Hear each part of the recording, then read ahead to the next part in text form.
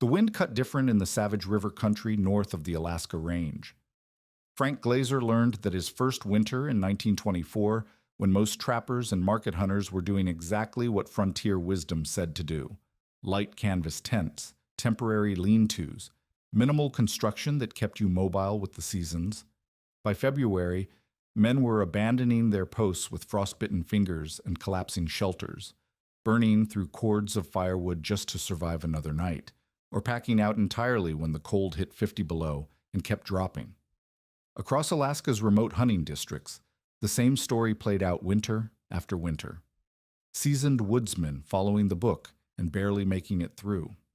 That spring, Glaser quietly turned to an older, heavier approach that most considered wasteful overkill for wilderness work. He spent 10 days building something that would keep him warm when the temperature dropped to 60 below, using less wood, with no failures. Over the next 40 years, while others kept struggling with the standard methods, his different approach never once let him down. What did he understand about surviving extreme cold that every serious wilderness builder should know? The logic behind the standard approach seemed unassailable to anyone working Alaska's remote hunting districts in the early 1920s. A market hunter or trapper expected to follow game trails, shift with seasonal opportunities, and move when fur prices changed or when a particular area played out. Why invest weeks building a permanent structure when you might need to relocate by spring? The accepted method had evolved from practical necessity. Canvas wall tents could be packed and moved in a day. Lean-tos required only an axe and whatever deadfall lay nearby, and both kept initial labor to a minimum while preserving the mobility that defined frontier hunting. This transient philosophy extended beyond shelter. Most hunters relied on periodic supply runs to roadhouses or trading posts, carrying in canned goods, flour, and ammunition rather than developing local food sources. They traveled light, hunted opportunistically, and planned to winter elsewhere or resupply regularly. For men working by season, the approach offered clear advantages: low upfront investment, flexibility to chase better opportunities, and no commitment to any particular location that might prove disappointing. Yet the systematic failures were becoming harder to ignore. Across Alaska's interior, the pattern repeated with grinding consistency. Canvas tents that seemed adequate in October became death traps when January winds drove snow through every seam and froze moisture from breathing into sheets of ice on the interior walls. Lean-tos collapsed under snow loads that veteran outdoorsmen had underestimated, sometimes trapping men beneath heavy timber in sub-zero conditions.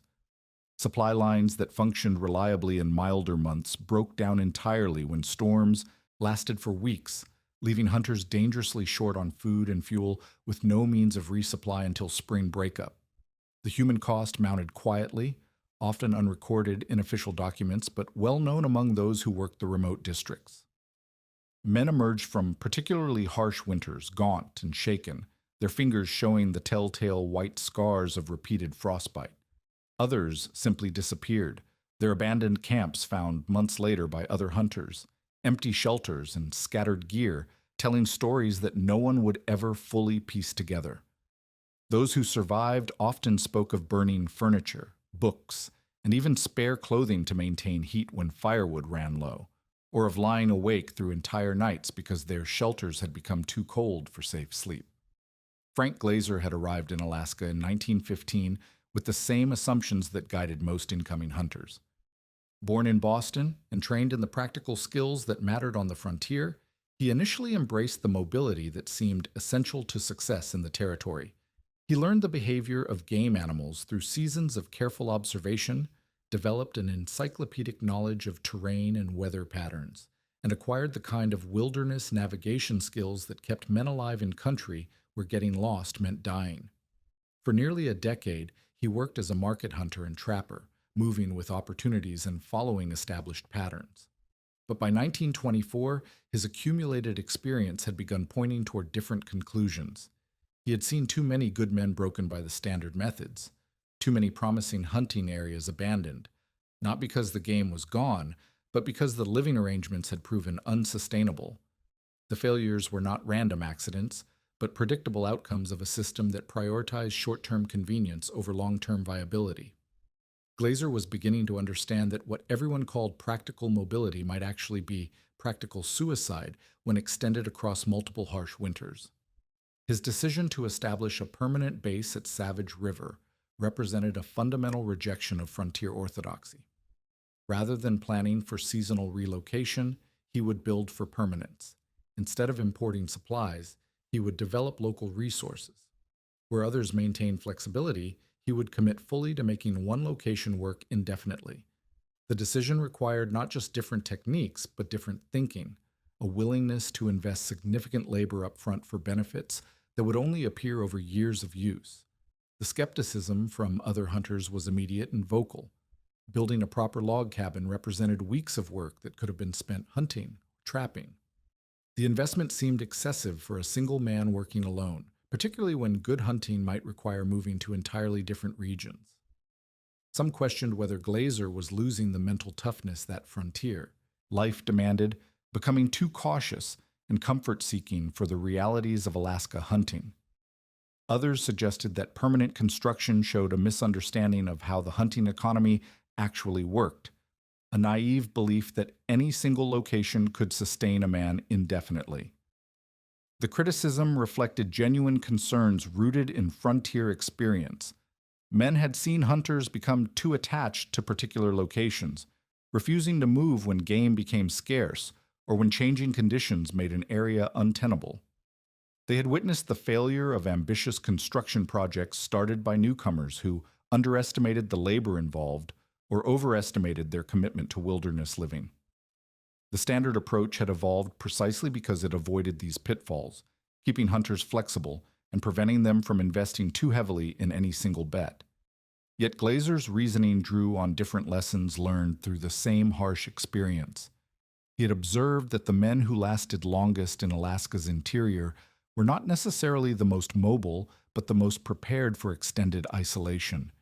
He had noticed that successful hunters spent enormous amounts of time and energy simply maintaining their basic living arrangements, repeatedly rebuilding shelters, relocating camps, and managing the logistics of frequent movement.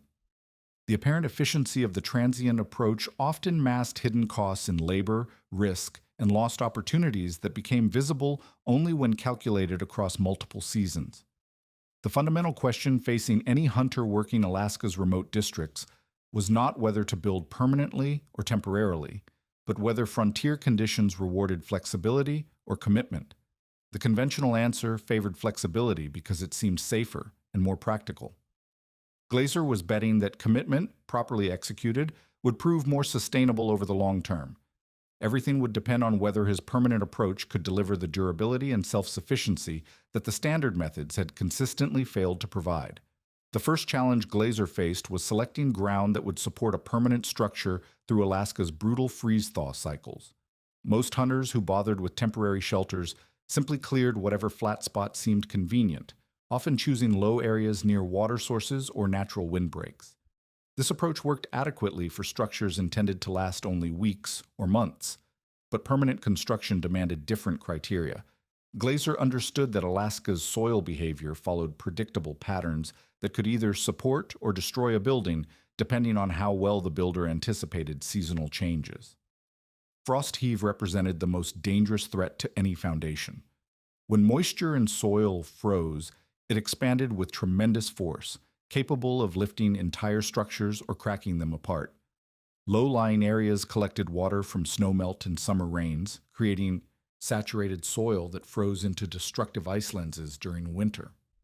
Valley floors and drainage areas, despite offering protection from wind, became frost heave zones that could buckle log walls or shift corner joints beyond repair.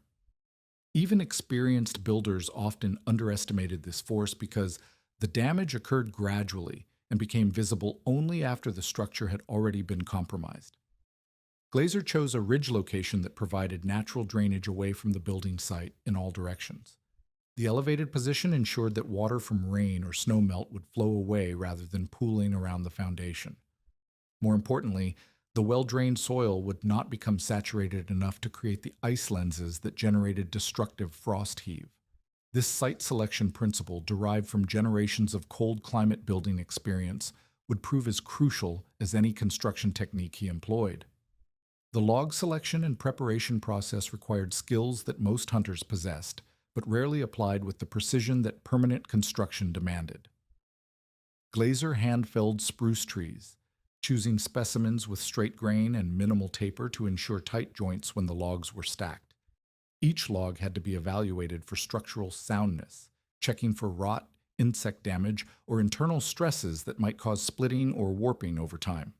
The process demanded both forestry knowledge and carpentry experience, understanding how different species behaved under various conditions and which characteristics predicted long-term durability. Scribing and notching represented the most technically demanding aspect of the construction. Rather than simply stacking logs with gaps between them, Glaser used traditional saddle notch joinery that created interlocking corners. Each log had to be individually fitted to the one below it, with precise cuts that would maintain tight contact even as the wood dried and settled. The scribing process involved marking each log to match the exact contours of its neighbor, ensuring that no gaps would open between courses as the structure aged. This technique required considerable skill with hand tools and an understanding of how wood moved during the seasoning process. The dirt roof design incorporated principles that most frontier builders had abandoned in favor of lighter construction methods. Instead of using boards or canvas that could be easily damaged or blown away, Glaser built a roof system based on thermal mass and natural insulation. The roof structure consisted of closely spaced log rafters covered with smaller branches and bark, over which he placed a thick layer of earth and moss. This created a roof that weighed several tons, but provided insulation values that no conventional roofing material could match. The thermal mass principle worked by absorbing heat during the day and releasing it slowly at night, moderating interior temperatures through natural thermal cycling. The earth layer also provided excellent sound dampening, reducing noise from wind and precipitation that could disturb sleep during storms. Most importantly, the dirt roof shed snow gradually, rather than allowing dangerous accumulations that might collapse lighter structures. The weight that seemed like a disadvantage actually provided stability, anchoring the cabin against high winds while distributing loads evenly across the log walls. Moss chinking filled the gaps between logs using materials available on site rather than manufactured products. Glaser gathered sphagnum moss, which possessed natural preservative qualities that resisted rot and insect damage. The moss was packed tightly between log courses, creating an airtight seal that prevented drafts while allowing some moisture transfer to prevent condensation problems. This traditional technique had been refined over centuries by Northern European builders who faced similar climate challenges, but it required understanding which types of moss provided the best insulation and durability. The construction timeline reflected both Glaser's skill and the efficiency of traditional building methods when properly applied. Working alone with only a hand axe, he completed the entire 14 by 16-foot structure in 10 days. This remarkable speed was possible because the design eliminated complex joints, manufactured materials, and precision measurements that characterized more sophisticated construction methods. Every component could be prepared and fitted using basic tools and techniques that any experienced woodsman could master. The structural system worked because it addressed the specific failure modes that destroyed lighter buildings in Alaska's climate. Tight log joints prevented air infiltration that caused heat loss and created drafts. The heavy thermal mass moderated temperature swings that cracked conventional materials. Proper site drainage eliminated the moisture problems that led to rot and structural failure. The dirt roof distributed snow loads that collapsed lighter structures while providing superior insulation. Testing began immediately as Alaska's winter imposed the full stress load on every component. Heavy snow accumulated on the roof without causing sagging or structural stress. Wind-driven precipitation found no gaps in the walls or roof system. Interior temperatures remained stable even when exterior conditions dropped to dangerous levels. Most importantly, the structure showed no signs of settling, shifting, or joint separation that would have indicated fundamental design problems. After the first winter, Glaser could evaluate the performance against specific criteria that mattered for long-term durability. The log walls remained tight with no visible gaps opening between courses. The dirt roof showed no signs of erosion or settlement. The foundation remained level and stable despite freeze-thaw cycling. The moss chinking retained its effectiveness without requiring maintenance, or replacement. These results validated not just the construction techniques, but the underlying design principles that prioritize thermal mass, drainage, and structural integration over convenience and material economy. The cabin would serve as Glazer's primary base for the next 13 years, proving that permanent construction could indeed provide advantages that justified the initial investment in time and labor. Having established a structurally sound cabin, Glaser now faced the more subtle challenge of creating an interior environment that could sustain human life through months of extreme cold. The difference between a structure that merely stood and one that actually supported long-term habitation lay in understanding how heat moved through materials and how human bodies lost warmth under various conditions. Most hunters who built temporary shelters focused only on blocking wind and precipitation, ignoring the complex thermal dynamics that determined whether a man would survive or slowly freeze to death despite having walls around him.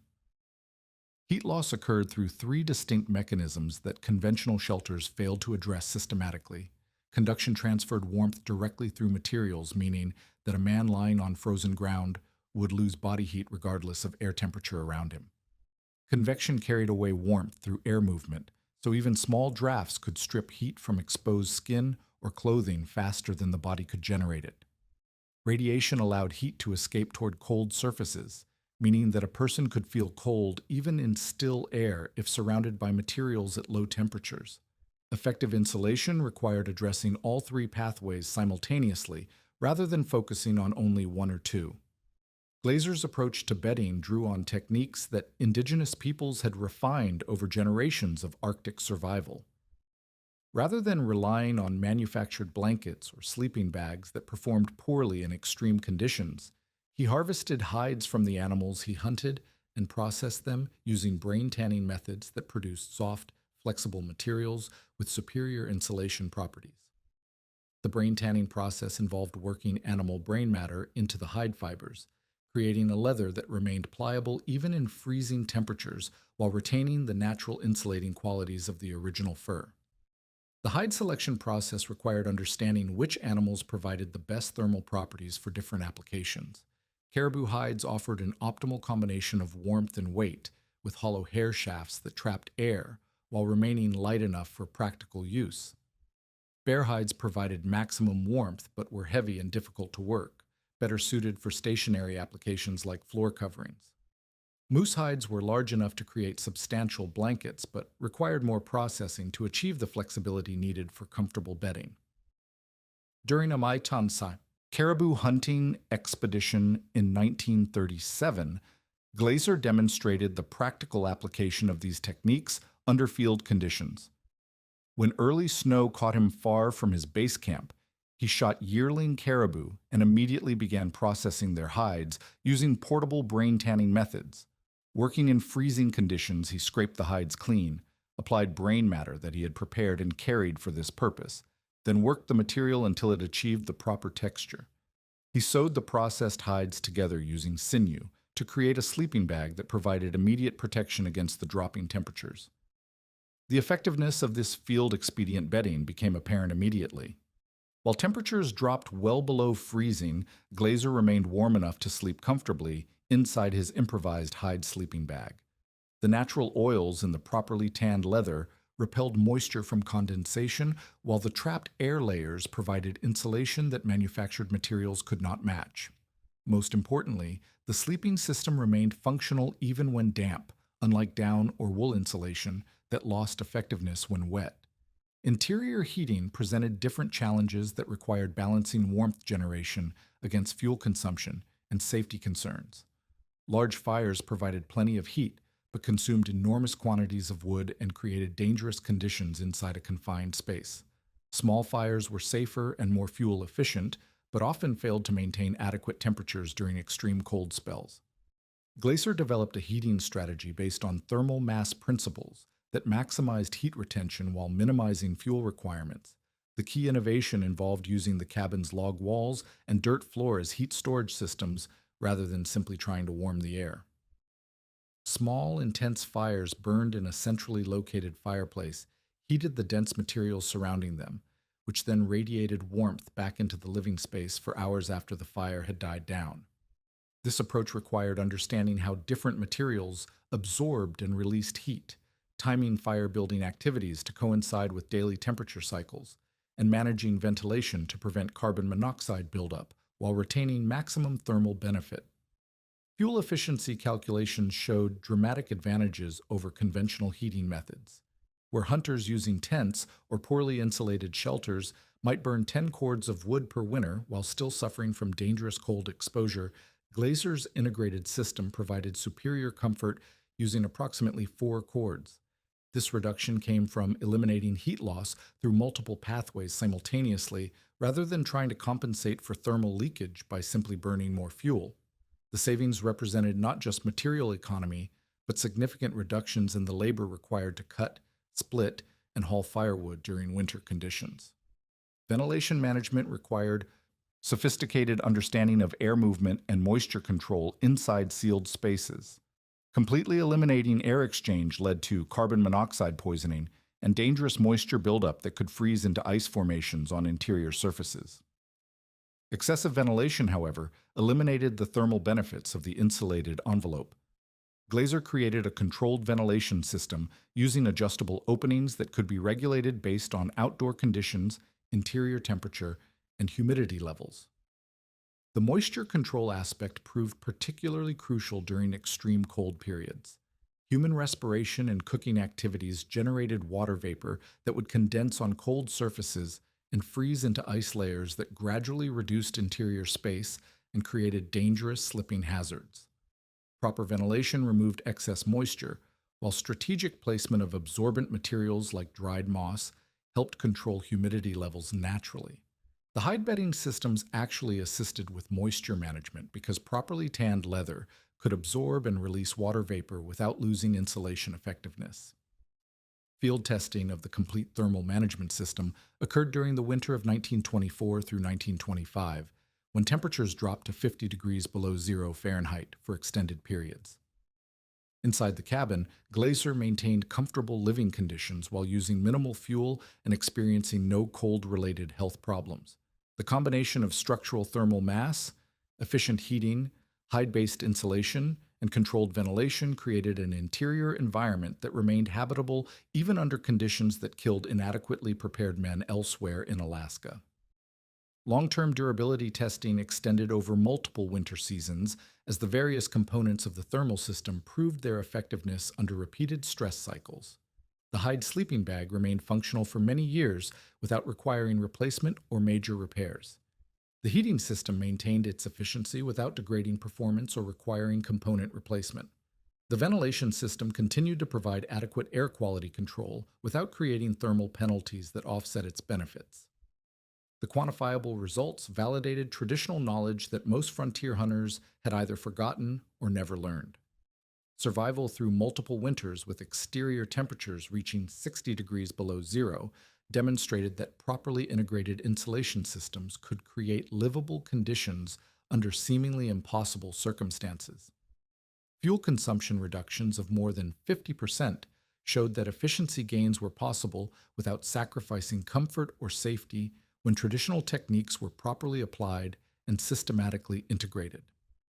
With shelter and heating systems proven effective, Glaser confronted the logistical challenges that had broken many solitary hunters attempting to work Alaska's vast wilderness areas. A man living alone at a permanent base faced the fundamental problem of covering enormous distances to hunt, trap, and transport the results back home. Walking on snowshoes while carrying heavy loads was exhausting work that limited range and cargo capacity. Most hunters solved this problem by working in groups or hiring packers, but Glaser's commitment to long-term self-reliance demanded a different approach. The transportation solution required understanding animal genetics and behavior in ways that went far beyond the typical hunter's knowledge. Conventional sled dogs, while useful, lacked the specific combination of strength, endurance, and cold tolerance needed for extended solo expeditions in extreme conditions. Domestic dogs bred for general sledding work often struggled with the deep cold and long distances that characterize serious wilderness hunting. Glaser recognized that he needed animals specifically adapted to the harshest conditions Alaska could produce. His breeding program began with capturing a wild black wolf, an undertaking that required considerable skill and patience. Wolves possessed the physical characteristics that domestic dogs had lost through selective breeding: exceptional cold tolerance, superior endurance, and the intelligence needed for navigation in whiteout conditions. However, pure wolves remained too unpredictable and aggressive for reliable harness work. The solution lay in controlled crossbreeding between the captured wolf and a female Kuskokwim Malamute, creating hybrid offspring that combined wolf hardiness with dog trainability. The genetic principles governing wolf-dog crosses required careful management to produce useful working animals. First-generation crosses often inherited contradictory behavioral traits that made training difficult. Some pups showed wolf-like independence that resisted human direction, while others displayed domestic dog characteristics that reduced their survival instincts. Glaser selected breeding stock based on specific performance criteria: cold tolerance, pulling strength, pack cooperation, and responsiveness to commands under stress conditions. Training methods for wolf-dog hybrids differed significantly from conventional dog team techniques. The animals retained enough wolf instinct to challenge human authority if training methods relied purely on dominance or punishment. Instead, Glaser developed training approaches based on pack cooperation and earned leadership. He established himself as pack leader through consistent behavior and demonstrated competence rather than force, teaching the animals to view him as a reliable source of food, shelter, and decision-making during dangerous situations. Queenie, a female from his breeding program, exemplified the qualities that made wolf-dog crosses superior to either pure wolves or domestic dogs for wilderness work. She inherited the wolf's ability to navigate by scent and terrain features even in complete whiteouts, a crucial capability when visibility dropped to zero during storms. Her domestic dog heritage provided the trainability needed for complex commands and the loyalty required for solo expeditions where human and animal survival depended on absolute cooperation. Load distribution systems required engineering principles that most hunters understood poorly or ignored entirely. Simply strapping heavy cargo to a sled often resulted in tip-overs, broken equipment, or exhausted dogs when load shifted during travel over rough terrain. Glaser developed integrated packboard and sled systems that distributed weight optimally while maintaining balance and accessibility during long-distance travel.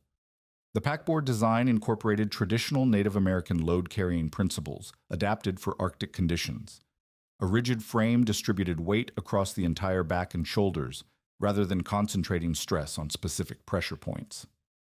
Padded contact areas prevented chafing during long carries, while adjustable straps allowed load positioning for different types of cargo.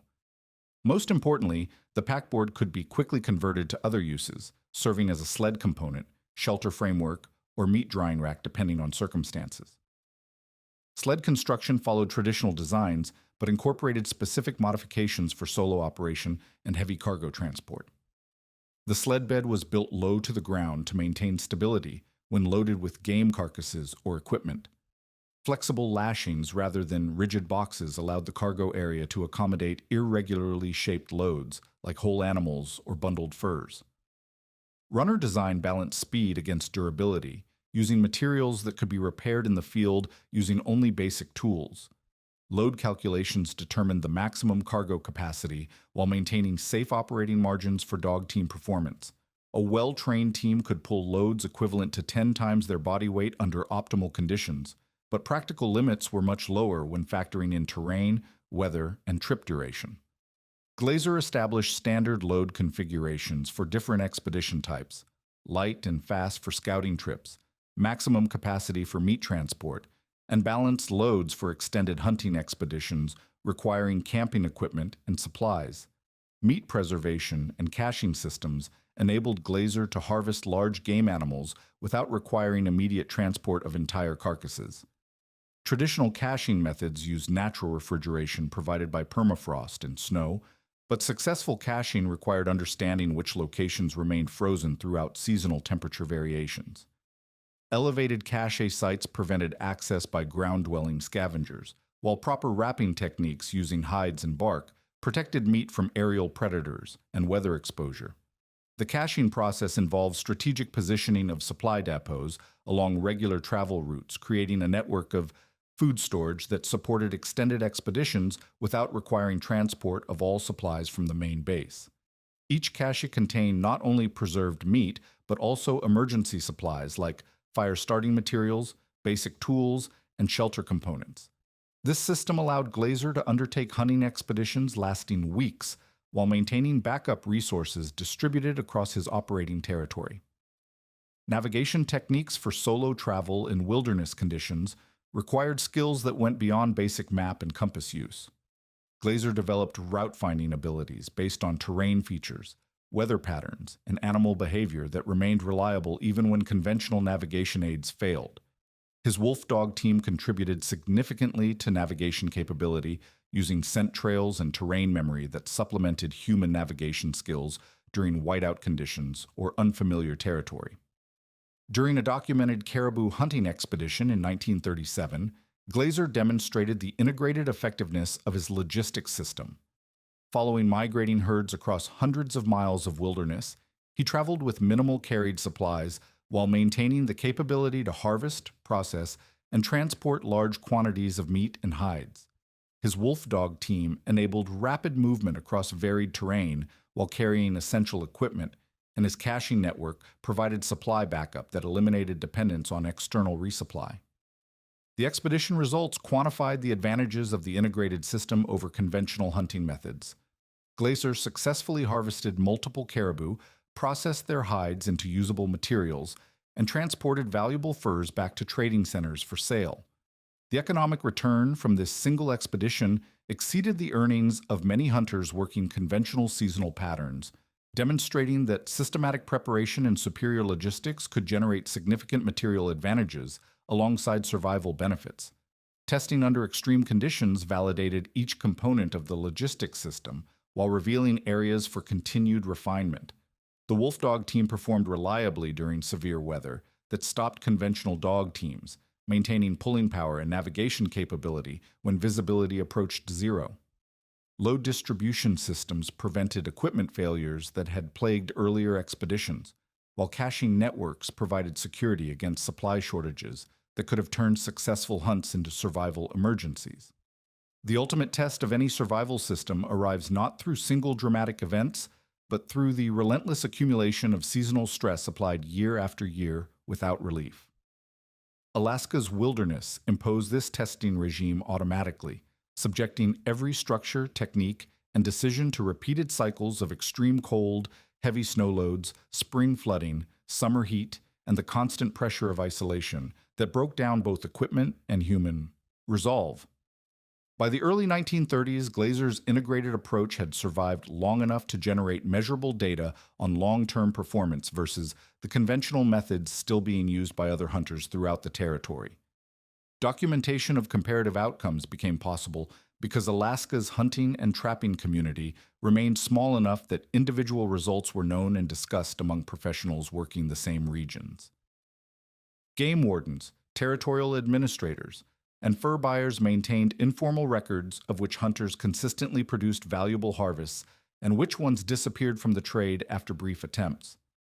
These records revealed patterns that confirmed what careful observers had begun to suspect. Men using traditional heavy construction and self-reliant logistics were significantly outperforming those who followed conventional frontier wisdom. The economic measurements provided the clearest indication of systematic advantage. During peak fur years, Glaser's trapping and hunting operations generated income measured in thousands of dollars annually, placing him among the most successful independent operators in Alaska. This productivity level required not just access to good hunting territories, but the capacity to harvest, process, transport, and deliver furs in prime condition consistently across multiple seasons. Lesser prepared hunters might achieve comparable results during exceptional years, but they could not maintain high productivity when conditions became difficult or when fur prices fluctuated. Professional recognition came gradually from sources that understood wilderness survival at the expert level. Wildlife biologists working for territorial and later federal agencies recognized Glaser's encyclopedic knowledge of animal behavior. gained through decades of close observation under field conditions that few researchers could duplicate. His insights into predator-prey relationships, migration patterns, and habitat requirements reflected the kind of detailed understanding that could only be acquired through sustained contact with wildlife populations across multiple seasonal cycles. Federal predator control agents who worked under some of the most demanding wilderness conditions in Alaska sought Glaser's services when their own methods proved inadequate for specific challenges. His success in capturing or eliminating problem wolves and bears demonstrated the practical effectiveness of his logistics and mobility systems under operational conditions that tested every aspect of wilderness competence. These professional endorsements carried significant weight because they came from government agents whose own careers depended on achieving measurable results in remote locations. The durability verification extended beyond simple structural survival to encompass all components of the integrated system. After 2 decades of continuous use, Glaser's cabin showed no signs of fundamental deterioration. The log walls remained tight and structurally sound. The dirt roof continued to provide effective insulation and weather protection, and the foundation showed no evidence of frost damage or settling problems that affected lesser construction. This longevity represented thousands of dollars in avoided replacement costs compared to hunters who rebuilt or relocated their shelters every few years.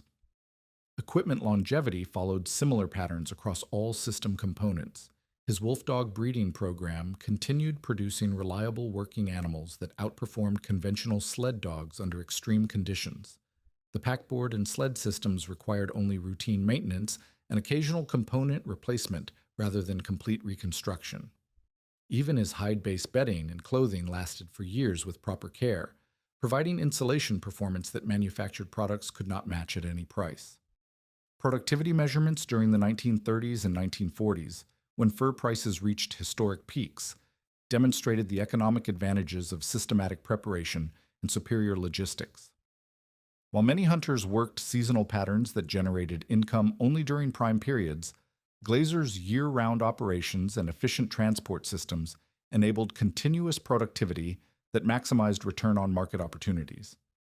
His ability to access remote hunting areas and transport large quantities of prime furs gave him competitive advantages that translated directly into superior earnings. The knowledge transfer process began informally as younger hunters and trappers observed Glaser's results and sought to learn his methods. However, traditional skills could not be acquired through casual conversation or brief demonstrations. The log building techniques required hands-on experience with tool use, wood selection, and joint cutting that took months to master properly. Hide preparation and sewing demanded understanding of materials and processes that could only be learned through direct practice under supervision from someone with proven expertise. Wildlife management professionals documented Glaser's contributions to understanding Alaska's predator populations and ecosystem relationships. His field observations, collected over decades of intensive hunting and trapping activity, provided data that research biologists could not obtain through conventional scientific methods. This recognition established his reputation beyond the hunting community and demonstrated that traditional fieldcraft could contribute valuable knowledge to formal scientific understanding. Federal employment opportunities reflected official recognition of Glaser's wilderness competence. When government agencies needed experienced personnel for challenging assignments in remote locations, they recruited men with proven track records under the demanding conditions that characterized Alaska's interior. Glaser's appointment to federal predator control positions validated his methods at the institutional level and provided additional income streams that supplemented his hunting and trapping earnings. The legacy transmission occurred through multiple pathways as Alaska's development brought new settlers who needed wilderness survival skills adapted to modern conditions. Homesteaders establishing permanent residences in remote areas discovered that Glaser's construction principles remained valid even when applied using contemporary materials and tools. His emphasis on thermal mass, proper site selection, and integrated systems design influenced cabin construction practices that continued long after his active career ended. Modern off-grid practitioners and wilderness homesteaders rediscovered many of Glaser's techniques when contemporary approaches proved inadequate for extended self-reliant living. Solar panels and modern insulation materials could supplement traditional methods, but they could not replace the fundamental understanding of thermal dynamics, structural engineering, and logistics planning that made long-term wilderness residence feasible. His systematic approach to solving survival challenges provided a framework that remained applicable regardless of available technology. The quantified validation accumulated over 4 decades of continuous operation established performance benchmarks that conventional methods could not approach. Zero structural failures across repeated extreme weather events, consistent productivity levels that generated reliable income, successful completion of hundreds of extended wilderness expeditions, and maintenance of health and safety without external medical support demonstrated that properly applied traditional knowledge could support indefinite self-reliant living under harsh conditions. Documentation of his methods by outdoor writers and researchers ensured that specific techniques would be preserved beyond his lifetime. Detailed accounts of construction methods, hunting strategies, and survival practices provided instruction manuals for others attempting similar lifestyles. These records established Glaser as a representative of traditional wilderness competence that connected contemporary practitioners to centuries of accumulated frontier experience. The core principle that emerged from Glaser's example transcended specific techniques or technologies. Systematic preparation and commitment to long-term thinking consistently outperformed expedient solutions when conditions became severe enough to test human limits. His success validated the counterintuitive idea that apparent inflexibility often provided greater security than supposed adaptability when facing prolonged challenges that could not be avoided through temporary measures or strategic retreat.